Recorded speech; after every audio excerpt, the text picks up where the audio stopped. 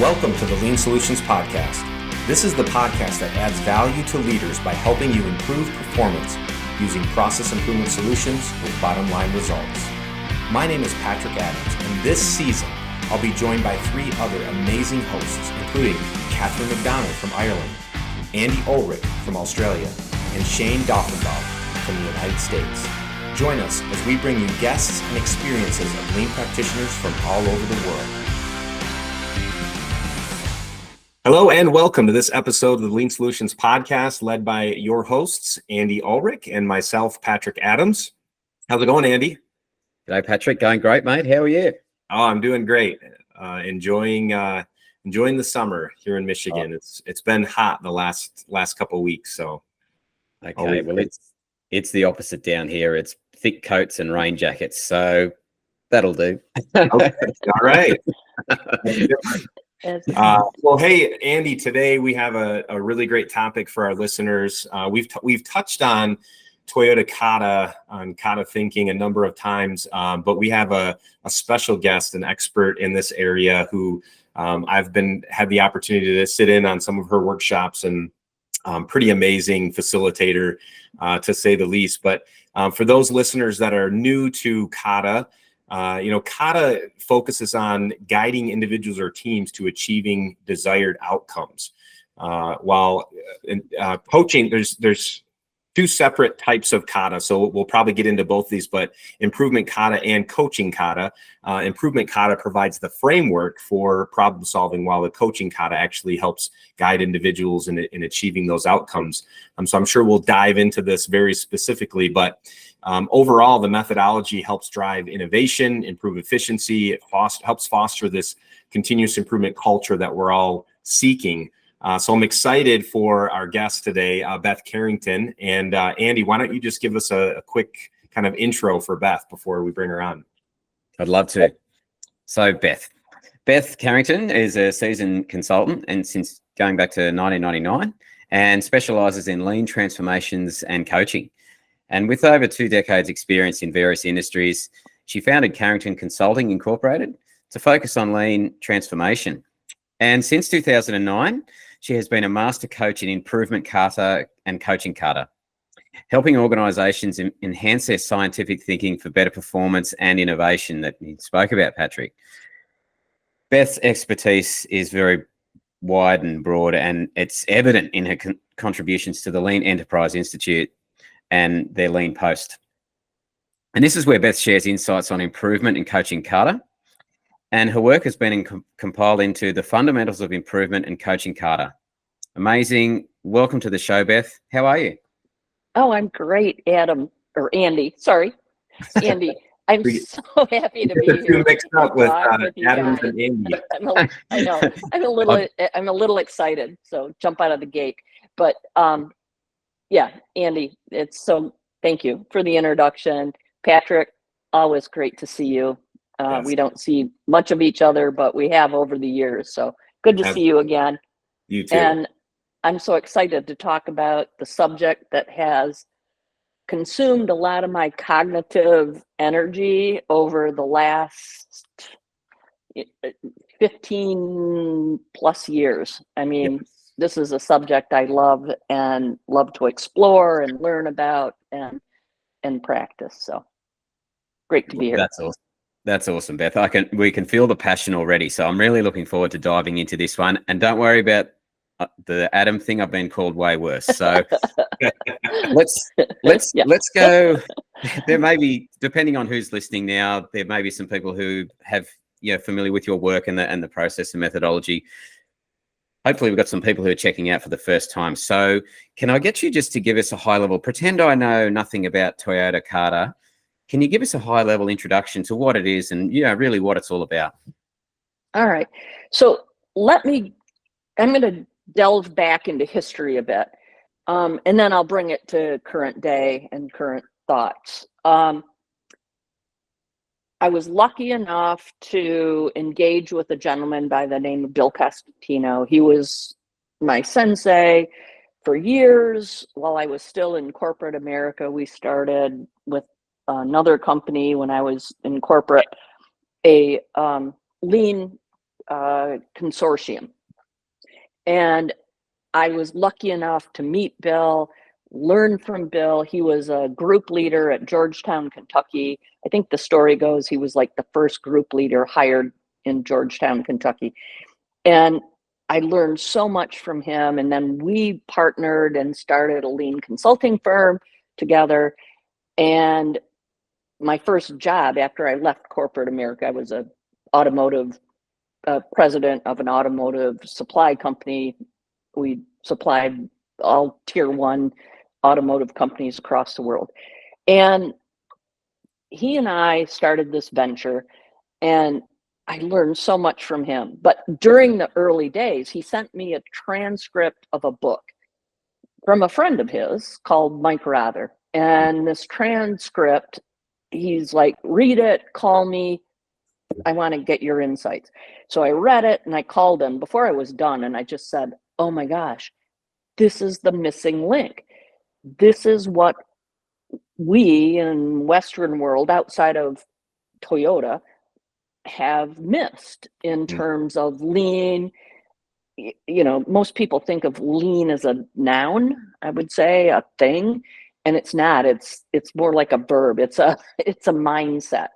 Yes. And so this is where we started to transform our practice in terms of lean transformation.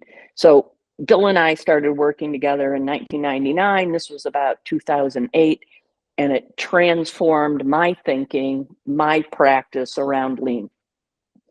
And so where this came from is a friend of Bill's, a gentleman by the name of Mike Rather, comes out of University of Michigan, one of Jeffrey Liker's graduate students, if you know Dr. Jeffrey Liker and the Toyota way.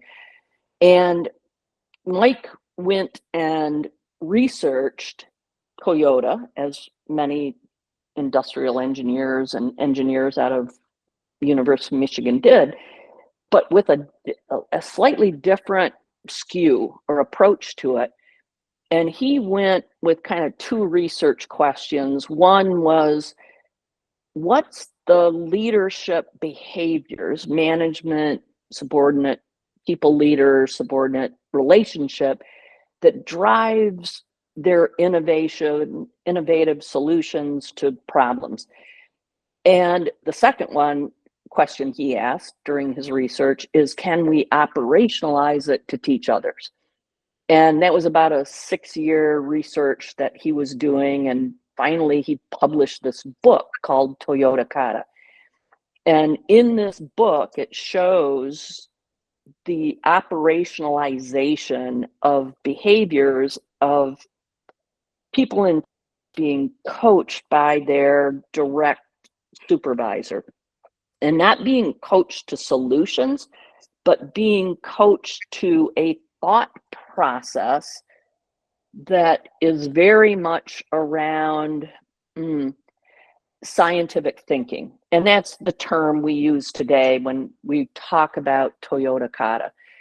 It's about being able to think a bit more scientifically and run experiments to achieve a well-defined objective, and being able to coach someone through that process.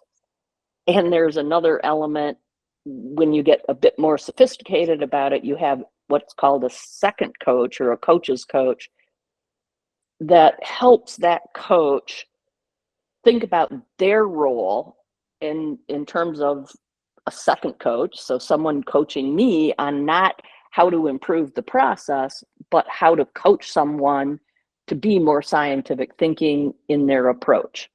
And so in my head, where I go is it's about teaching people to step away from an implementation mindset and more towards an experimental mindset.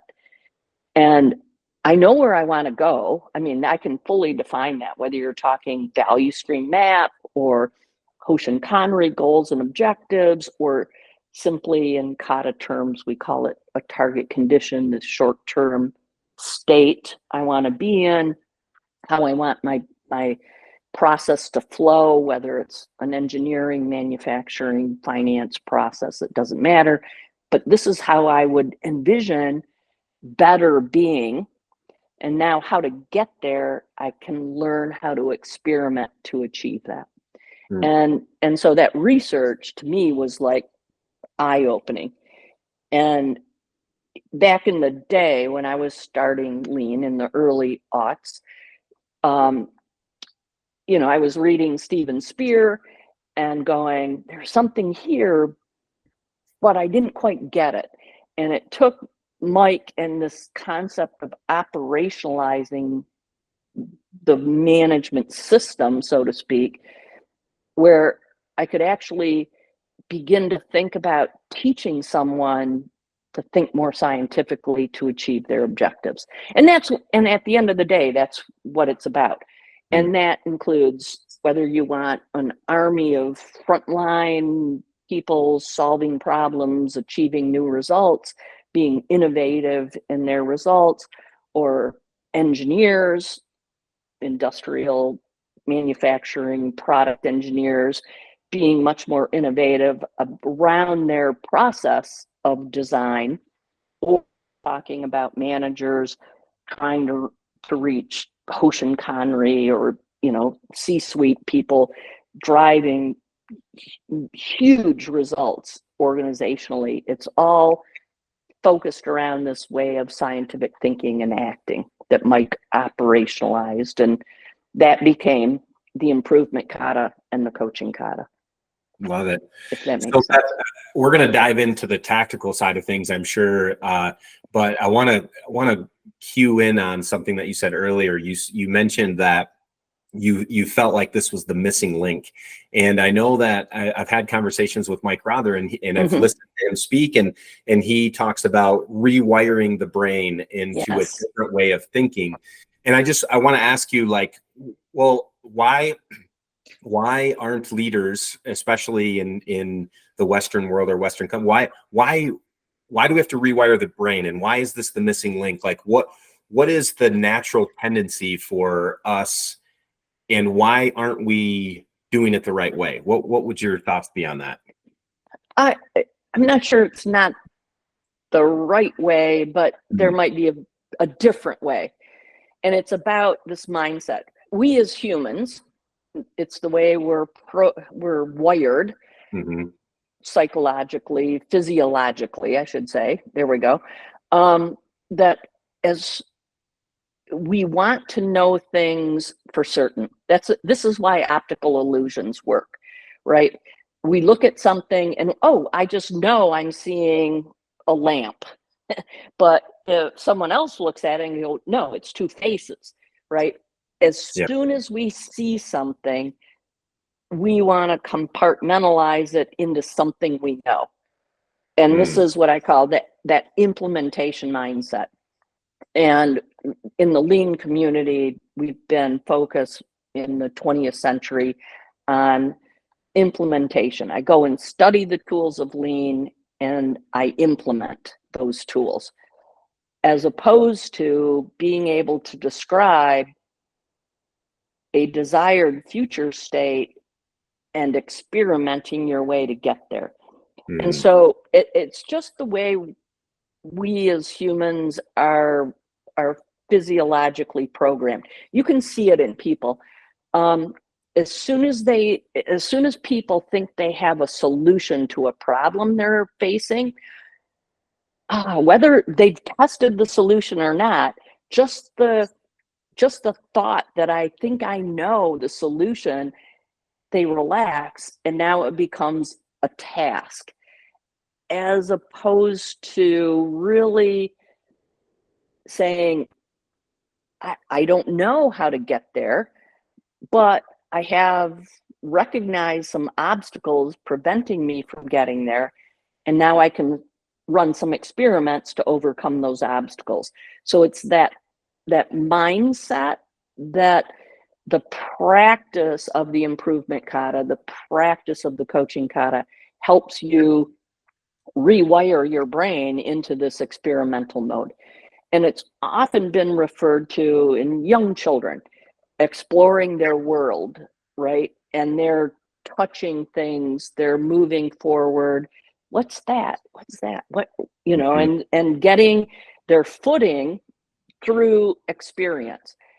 We as adults, that's kind of been beat out of us, not beat, but, you know, pushed out of our mindset. And many, particularly, I would say business leaders in any organization, they've experienced a lot. So we think we know the solution to everything. And through scientific thinking, you can actually say to yourself and recognize, you know, maybe I'm not so sure. And I actually have a favorite sticker, a little card I keep on my desk over here that says, don't be so sure, right?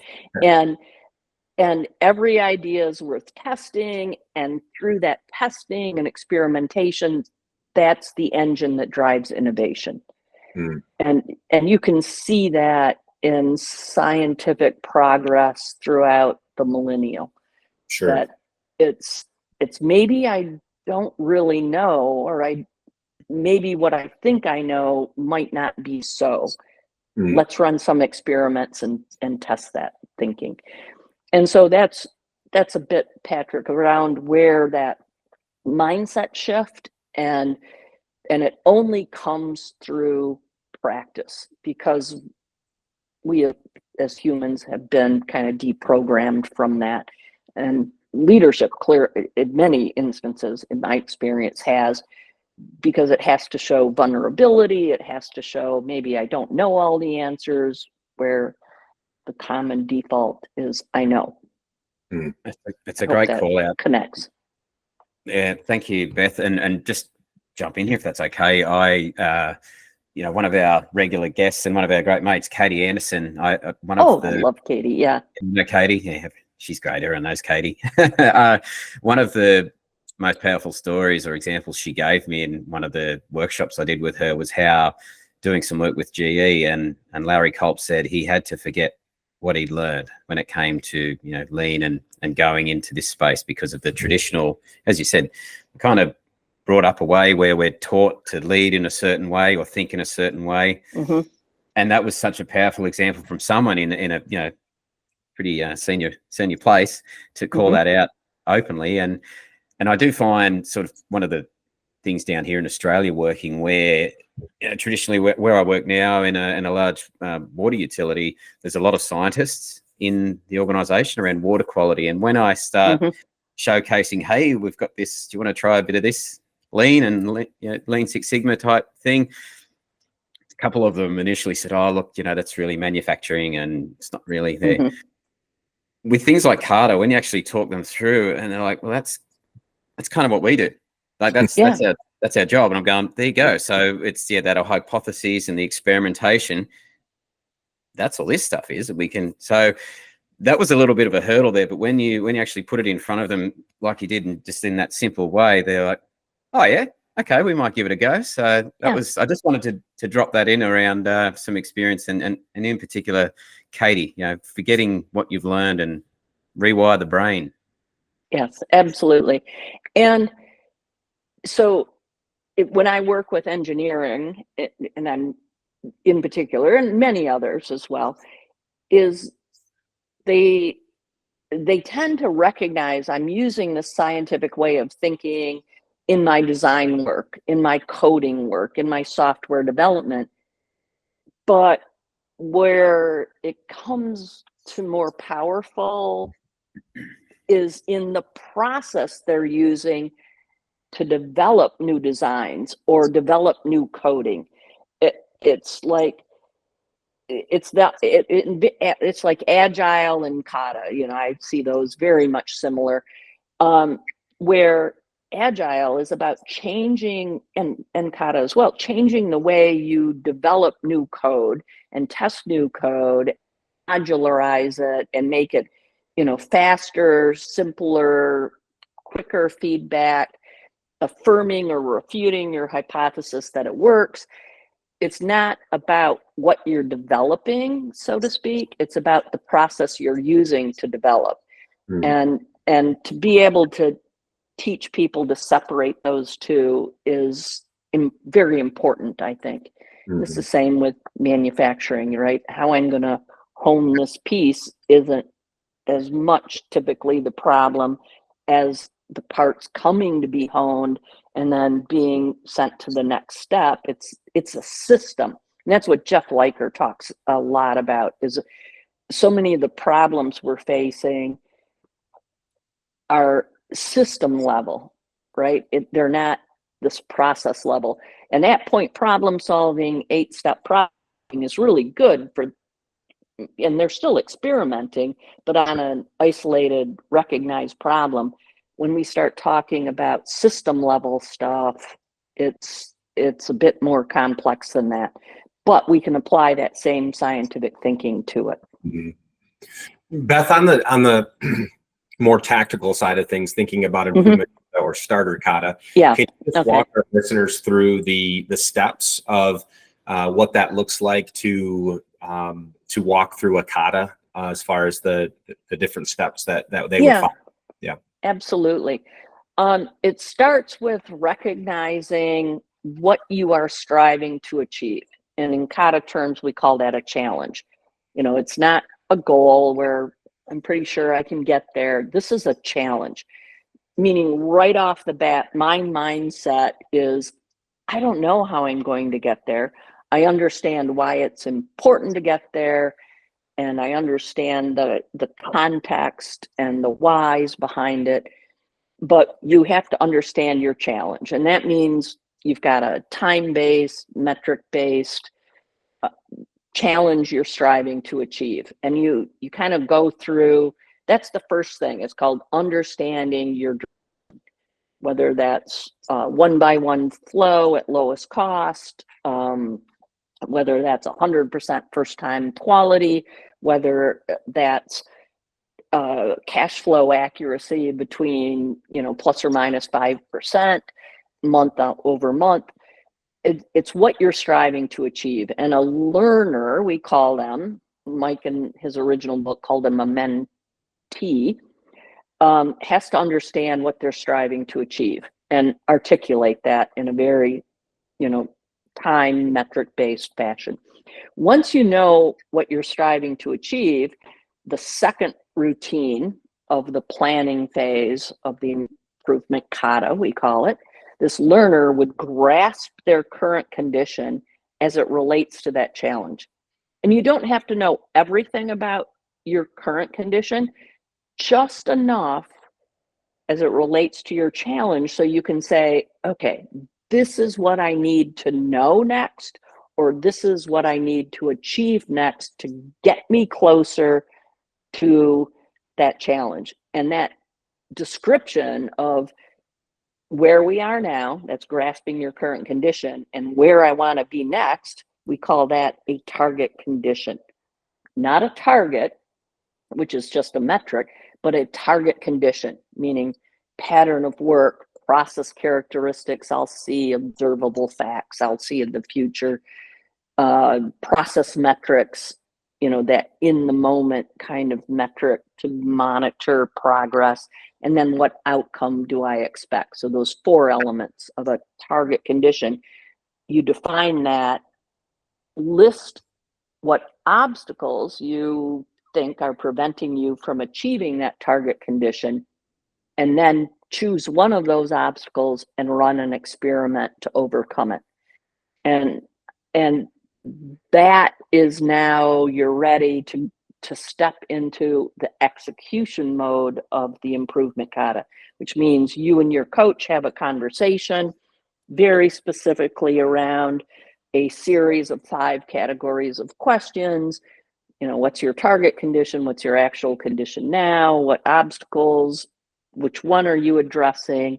And then what's your next step and what do you expect? And then how quickly can we go and see? So there's these 5 kind of categories of questions that drive the coaching exchange. So the learner gets a moment to really think through the logic and the hypothesis they've developed. And then they run the experiment, and then you do another coaching cycle.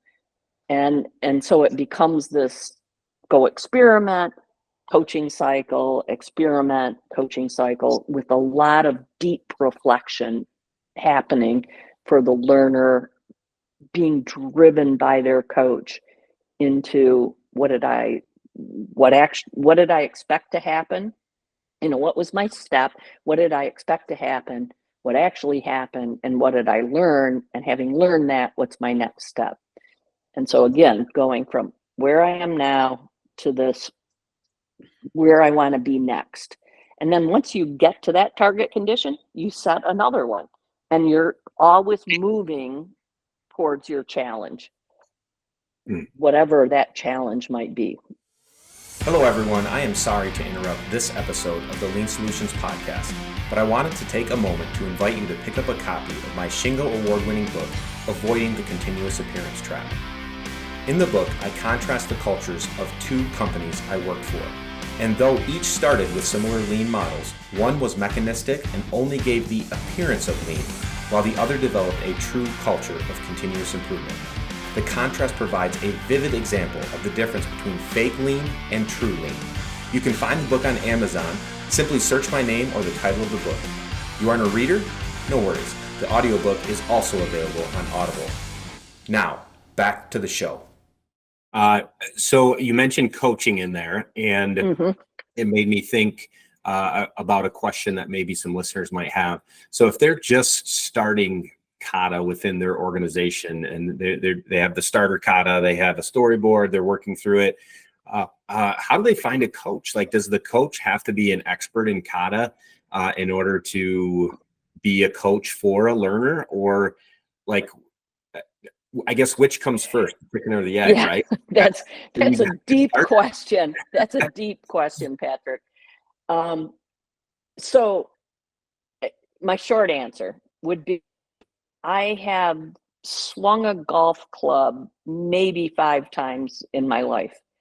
And I was told I'm doing it wrong. I hold it like a baseball bat, and I don't know, I don't know how to play golf. Short answer, I don't know how to play golf. Are you going to bring me in to teach you how to play golf? Probably not. Yeah, exactly. There's that Ted Lasso story about he didn't know anything about soccer, and he goes to Europe and coaches. He knows a lot about coaching and coaching sports, but he had a team that really knew soccer around him. So we can bust that bubble by bringing in team members. But the main thing is, you have to know what you're coaching, and you have to have a mental construct of what good looks like. So a coach kind of goes through 3 steps, at least in my experience. I've got a tennis coach, and I see her once a month, and she's like, between now and next month, here's the 1, maybe 2 things I want you to practice. And then I really hone in on those 2, doing reps and sessions around those 1 or 2 things. And then she assesses my movement and my skill when I see her the next month, and then she picks the next thing I need to work on. But she's been a pro in golf or in tennis for years. She knows what good looks like. And that's, to your point, we tend to find the best coaches around the Improvement Kata, being a Kata coach, is that the Improvement Kata. You've been in that role as a learner, and then you're much better prepared to coach it.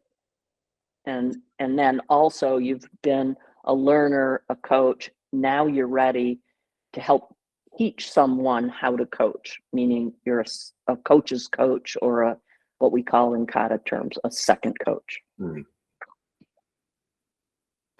Got it. Excellent.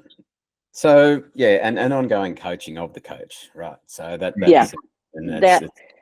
and in the Toyota model, it's very much a chain of command. It isn't what I would call a sideways, like a lean or an HR, or someone outside of the chain. It's a people leader, their next level +1 or -1, -2. And so as this people leader, I'm a second coach. I'm really honed in on teaching my next level managers how to coach their next level. So the pattern is, as a learner, a coach, and a second coach, you all come together at the artifact. You mentioned it, we call a storyboard, which is the learner's never-ending story of continuous improvement towards their challenge. And it's got the target condition, the current condition, the obstacle list, and the PDCA, the experimental steps they're going to take to overcome those obstacles. And that's called an artifact. And we also have a coaching card that the coach would use to very specifically ask a series of questions, with interesting questions in between, the major sweeping categories on the coaching card. And they use those two artifacts to do the routine. That's where the name Kata comes from. It's a routine you practice over and over again until you habitualize it. And then over time, the artifacts can disappear, but the thought process stays behind. Yeah. And so a lot of my time is spent teaching people how to use the artifacts with the ultimate goal in mind, that the artifacts can disappear. And it's just now the way I think, right? I can lay out a challenge, I can grasp my current condition, I can set an initial target condition, list those obstacles, run experiments to overcome the obstacles, achieve my target condition, and then set another one. And that's kind of the cadence of a learner. And their coach is there every experiment, every step, helping them just think more critically. And critical thinking is so, valuable in so many processes. Yeah, I think what you said there, I just want to call that out, how important that is with the starter kata versus understanding and learning the process, and then some of those artifacts start to get removed. I think a lot of companies miss that point, and they try to keep everything in place, for which, I mean, maybe isn't a bad thing, but just understanding that the idea is that we're trying to learn a new way to problem solve, to approach obstacles, and to move us closer to our desired objectives. And the other thing I'll mention just briefly is Mike Rother also has all of those artifacts for free on his UMich website. So you can Google Mike Rother, Toyota Kata, University of Michigan, or however, and you'll find that website. And he has all those artifacts absolutely free out there. Maybe we'll drop to that in the show notes as well. Yeah. And I have many of those. Like, I do these kata bursts, I call them. They're one pagers, like, what does a good target condition look like? What does a good challenge look like? And on katamatters.com, you can go and find many of those examples of artifacts that, it's perfect. Free. We'll throw that in the show notes too, and because that would be good to know. Especially, you just mentioned how to choose a good challenge. That's that's one of the most difficult things for people to understand. What does make a good challenge? So I guess I'll just ask you, how would someone choose a good challenge for their team? Oh, that's a deep question. So I'm working with a lot of business leaders at this point, and many of them have an annual planning process or a strategic planning process, or in lean terminology, Hoshin, right? And it's a definition of goals and objectives, typically on an annual basis. And many times it's, I don't know how we're going to get there, but this is where we want to be. And that challenge is very much this idea that it's beyond our people's threshold of knowledge. We're stepping into unknown territory, meaning I just don't want my process to run at status quo. Like daily management just kind of brings you back to status quo. It recognizes deviations from status quo. This is about setting a whole new status quo for your performance of your process, or developing brand new capability we've never done before. And so it isn't something I can just implement my way towards. I have to be able to learn and experiment. And sometimes that's a setback, sometimes that's a step sideways, but the North Star, the objective I'm striving for, doesn't change. So there's key things I look at when helping someone develop a challenge. It's time-based, it's metric-based, it's beyond my threshold of knowledge, it's aspirational, it's relevant to the organization I'm working within. So the context, meaning it's important to the organization, it's important to the second coach, it's important to the coach, it's important to the learner, and relevant to the team. So simple as possible metrics. Sometimes we make metrics way too complicated. Mm-hmm. And it's like a team member needs to know at the end of the day, hey, was today a good day towards our objective, or wasn't it? And so the simplest of measures are the best, and the shortest increment of time. So if you think about hour by hour performance charts in manufacturing, hey, I can know, was this hour a good hour or not? And if it wasn't, what are the obstacles? What are the problems that occurred? What are the things I need to solve so that my next hour is a better hour? And that, all of that drives into developing a great challenge statement. Perfect. And there's one someone brought to my attention the other day, and she said, Beth, you always said, and is it important to my customer? Right? So it's not inward so much looking. It can be, I always often ask like plant managers, what keeps you up at night? That might be a good challenge. But it's also typically involving a customer. So it's oftentimes customer facing. Got it.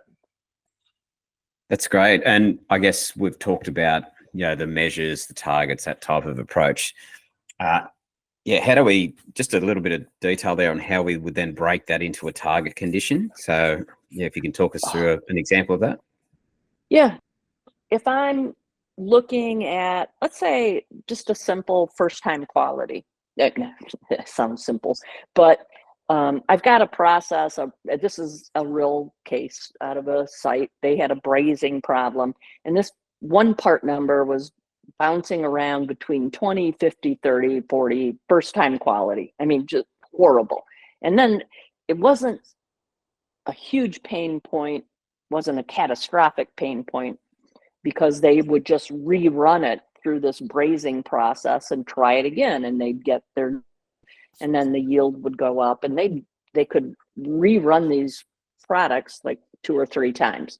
So they'd ultimately get there, but the cost was out of the roof, at 40% first time quality. That means 60% are being reworked. Okay, so they chose the part number. So if I'm looking at 100% first time braze quality, they just selected one part number and said, I want to learn about how to make that one part number better. And then what I learn from that, I can apply to others.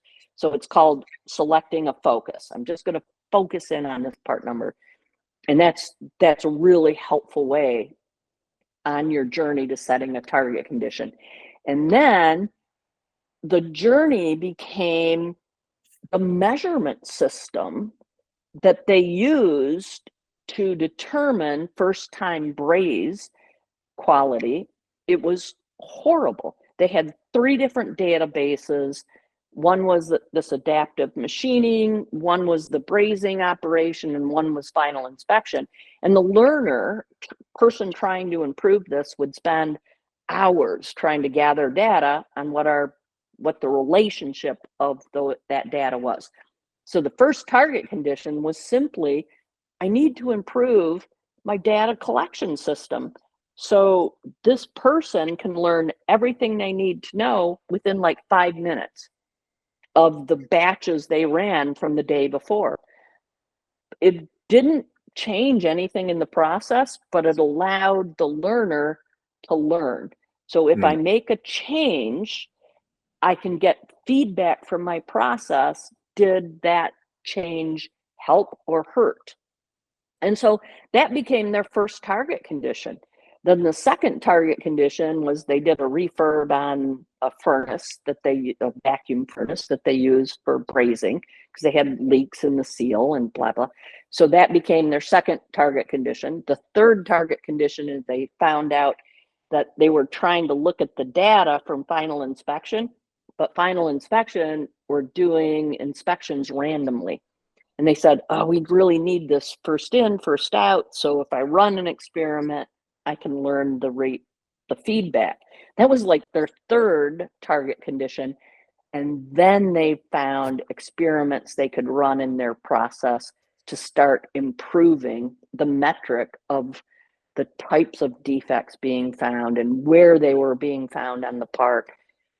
And that led them to like 98% of their defects was in one joint that was two unmachined parts, like these little surfaces coming together, and that's where voids were occurring. And they've learned how to clean those surfaces, non-machine surfaces, and then they got 100% adherence of the braze. And it was a 6-month story that was so great because, I mean, their first 3 or 4 target conditions had nothing to do with improving the process.